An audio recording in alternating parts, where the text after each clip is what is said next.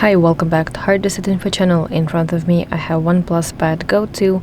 In this video let me show you how to enter maintenance mode, which is repair mode on this device.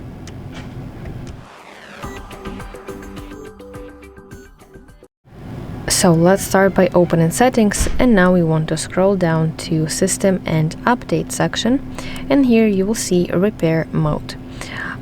So you can see a little explanation of basically what repair mode is. That is, before you send or bring your device for repair, you can turn on repair mode.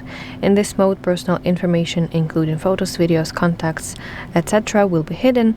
Repair personnel will only be able to use basic functions necessary for troubleshooting.